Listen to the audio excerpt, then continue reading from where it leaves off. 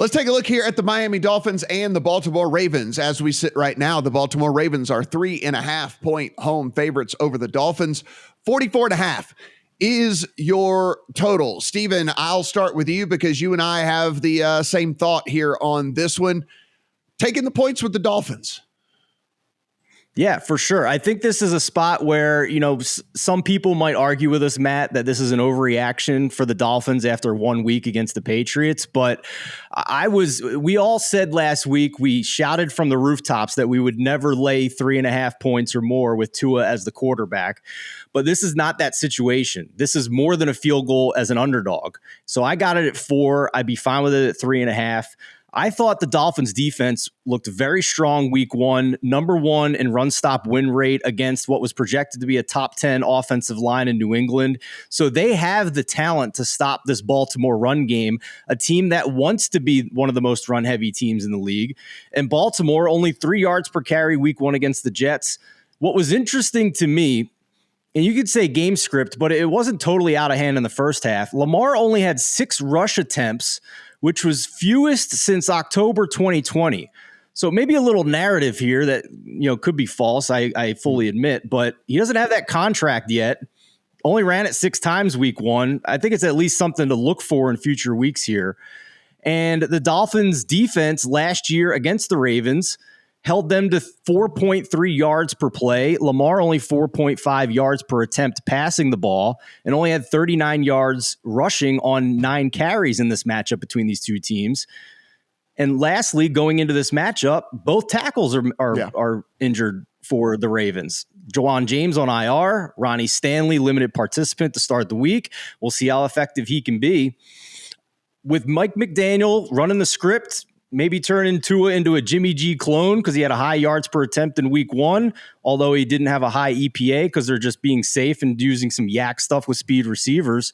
I think combine that with a strong defensive matchup for the Dolphins, and I'm happy to take the points here. So, Adam, actually, even a worse situation for the Ravens than that.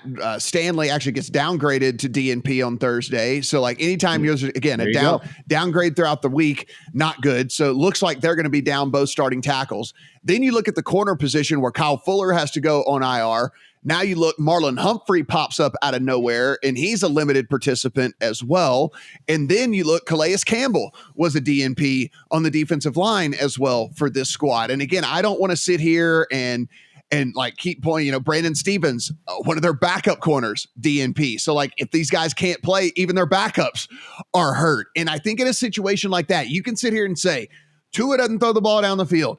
He doesn't, there's no ADOT there, whatever, all the stuff with that. And who cares, right? If there's no corners out there to cover, if you're literally going to be running out rookies or guys that you're pulling off of the practice squad, it is not going to matter. And good luck, by the way.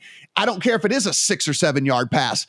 If you get the ball in Tyreek Hill's hands 6 or 7 yards down the field, good luck trying to stop him with whoever in the hell they're going to be putting on the field out there to try to do this. Listen, I like the Ravens as an organization. I like the Ravens as a team.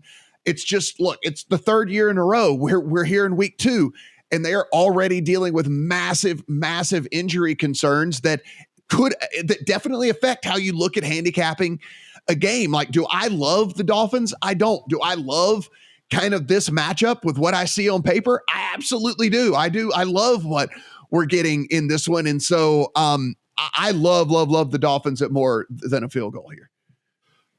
Yeah, I'm going to go back at a couple of points that I've heard so far. One, the idea of Lamar in the contract and whether or not he runs, I don't buy that at all. That's never been a question for Lamar Jackson in terms of what he's able to do and what he's willing to do. And I mostly look at last week and say, they looked at what they had on the offensive line and thought to themselves the best chance they had to win that game was to have a chance to expose the Jets deep, which is what they did, right? That's ultimately what they chose to do. Was they chose to go after him with the deep pass, and that's where Lamar Jackson, the one place that we've heard Lamar has to improve, was actually pretty good for the Ravens last week. Now, on the Dolphins side of things, I hear the feelings you guys have for Miami. I am not there.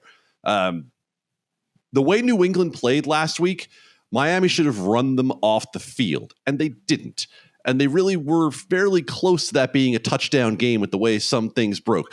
Tua's grade last week for PFF was a 53. If they can continue to, give you a San Francisco light offense, and you mentioned the ability to go for yak, and yeah, I mean, anyone coming out of the Shanahan tree in terms of passing is going to be looking to expose the yards after catch. What I worry about here is I don't really see Miami yet at a point where I'm willing to take them going on the road with points. I don't see where, despite the injuries to the Ravens, that the Ravens can't script out a game where they're able to potentially cover these points. Now, I'm not playing it. Let me be really clear about this. I'm just staying off this game entirely. But I'm lower on Miami, I think, than a lot of people are. My numbers suggest that this spread is just about right. So I think you guys are on the right side if there's going to be a side, but I'll pass on it. Yeah, I just real quick, Stephen, just put a bow on this. I mean, like the number one receiver for the Ravens for this whole season is going to be a tight end. It's going to be Mark Andrews. And like now you're going up against this secondary for the Dolphins. It has Javon Holland. They've got, Xavier Howard, who will be able to neutralize whether it's Devin Duvernay or whoever in the hell they decide is their actually number one receiver. And then between Brandon Jones and Javon Holland, they're going to be able to neutralize, Mark Andrews as well. Like this secondary for the Dolphins is legit. Like they're very, very good. And so it's just another one of those things. Like I just don't know. I guess they could go super, super, super, super run heavy, and that could be kind of the strategy here in this one. But I don't know how they move the ball through the air with a ton of success either.